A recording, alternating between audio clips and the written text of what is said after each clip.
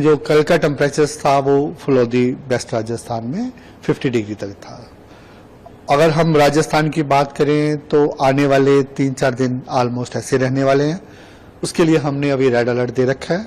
उसके बाद थोड़ा टेम्परेचर्स में ग्रेजुअल गिरावट आएगी। अगर आप पंजाब हरियाणा की बात करें, हरियाणा में भी हमने रेड अलर्ट दे रखा है 3 दिन के लिए। उसके बाद थोड़ा टेम्परेचर में हम गिरावट आने की उम्मीद है, तो फिर थोड़ा कम रहेगा, लेकिन हीट वेव वहां भी कंटिन्यू रह सकता है। पंजाब में अभी थोड़े ग्रेजुअली टेम्परेचर कम थे, थोड़ा बढ़ेंगे, और वहां भी हमने आजकल के लिए तो ऑरेंज है, उसके बाद 2 दिन के लिए रेड दे रखा है। उसके बाद वहां भी फिर 3-4 दिन के बाद टेम्परेचर में गिरावट आने की उम्मीद है। एनसीआर दिल्ली की बात करें, जहां जो टेम्परेचर है, जहां भी आज heat wave to severe heat wave हो सकती है। हो सकता है कुछ स्टेशन 47 तक पहुंच जाए, लेकिन जैसे हमारी मेजर ऑब्जर्वेटरी सफदरजंग की है, वहां पे 44-45 का ही अनुमान है हमारा। लेकिन इसके अलावा हो सकता है कहीं 47 तक पहुंच जाए, और आने वाले 3 दिनों में ऑलमोस्ट सेम सिनेरियो ही रहने वाला है। कोई ज्यादा चेंजेज नहीं होगी 3-4 दिन। उसके बाद जहां भी थोड़ी टेम्परेचर में हल्की गिरावट आ सकती है। आपने बताया कि अभी ऑरेंज अलर्ट है, रेड अलर्ट आने वाले दिनों के लिए जारी होगा, तो क्या टेम्परेचर उस दिनों पहुंच सकता है? देखिए, वो मैं पंजाब की बात कर रहा हूँ। पंजाब में तो टेम्परेचर कम है, बहुत ज्यादा नहीं है, तो जो 45 तक पहुंच सकते हैं। जो 45 पहुंचेंगे तो हमने उसके लिए रेड अलर्ट दे रखा है।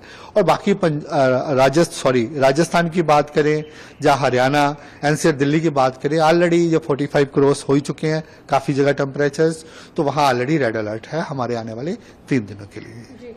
दिल्ली एनसीआर में आप बता रहे हैं 47 तक आज भी तापमान पहुंच सकता है दिल्ली में, सफदरजंग इलाके में? नहीं, सफदरजंग का नहीं बात कर रहा। सफदरजंग का तो थोड़ा कम रहता है, कहीं ना कहीं किसी आइसोलेटेड पॉकेट्स में 47 पहुंच सकता है। जैसे क्या नाम है, कहीं ना कहीं ये पहुंचने की उम्मीद है।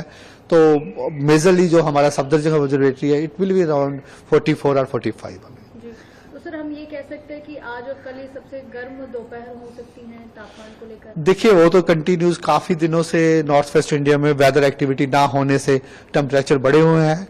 बीच में थोड़ी गिरावट आई थी क्योंकि बे ऑफ बंगाल से ईस्टर्ली हवाएं आई, उसके कारण पंजाब हरियाणा उत्तर प्रदेश में थोड़ी गिरावट आई। लेकिन अभी फिर जो वेस्टर्लीज हवाएं हैं, जो हवाएं पाकिस्तान से आ रही हैं, तो अभी टेम्परेचर जैसा मेंटेन्ड है ऑलमोस्ट राजस्थान में वैसा ही रहेगा, और थोड़ा बहुत वहां पे पंजाब वगैरह में थोड़ा 1-2 डिग्री बढ़ सकता है। सर, राजस्थान में कितना टेम्परेचर पहुंच सकता है सर? देखिए, कल 50 पहुंचा है, तो अराउंड अबाउट वैसा ही रहने वाला है। इससे ज्यादा तो जाने की उम्मीद कम है। सर, जो आंकड़े बताते हैं 2016 में मई के महीने में ही 51 दोपहर में पहुंचा था, रिकॉर्ड था ये, तो ये रिकॉर्ड टूट सकता है किसी राज्य में? देखिए, अभी तो हमने जो आपको वही बताया है कि टेम्परेचर इसी के जैसे चल रहे हैं, ऑलमोस्ट उसी रेंज में रहने की ज्यादा उम्मीद है। सर, बारिश का क्या अनुमान है, क्या रहा? अभी तो देखिए, आने वाले 4-5 दिनों में कोई बारिश का अनुमान नहीं है, तो ऑलमोस्ट जैसा वेदर है ऐसा ही रहेगा। उसके बाद 4-5 दिन के बाद हल्का फुल्का एक वेस्टर्न डिस्टर्बेंस के प्रभाव से हिमालयस में रेनफॉल हो सकती है, और थोड़ा बहुत जो हमने टेम्परेचर्स बताए हैं 4 दिन के बाद थोड़ा कम रहेंगे 3-4 दिन के बाद। उसका यही है कि थोड़ा क्लाउडी एटमॉस्फेयर हो सकता है, स्पेसिफिकली पंजाब हरियाणा में, इसलिए गिरावट आ सकती है। अगर आप हिमालय की बात करें, वहां भी हीट वेव चल रही है, जैसे जम्मू डिवीजन हो गया, या हिमाचल के लोअर पार्ट है, वहां भी हमारा यही अनुमान है आने वाले 4-5 दिनों में वहां भी हीट वेव सिनेरियो बना रहेगा। सर, इन दिनों ऐसी कोई आंकड़े हैं कि सीधा धूप पड़ रही है, या 1 तारीख तक जिसे 9 तपा भी कहा जाता है? देखिए, ऐसा होता है कि जनरली जो मई मंथ होता है वो सबसे गर्म होता है, और पिछले साल की बात करें उस समय थंडरस्टॉर्म एक्टिविटी रहा, रेनफॉल एक्टिविटी रहा, उसके कारण टेम्परेचर इतना नहीं बढ़े। लेकिन अगर आप जनरल क्लाइमेटोलॉजी देखेंगे तो मई सबसे गर्म ही होता है, तो उसमें तो टेम्परेचर 45 डिग्री तक पहुंचते ही हैं, और वही सिनेरियो बना हुआ है।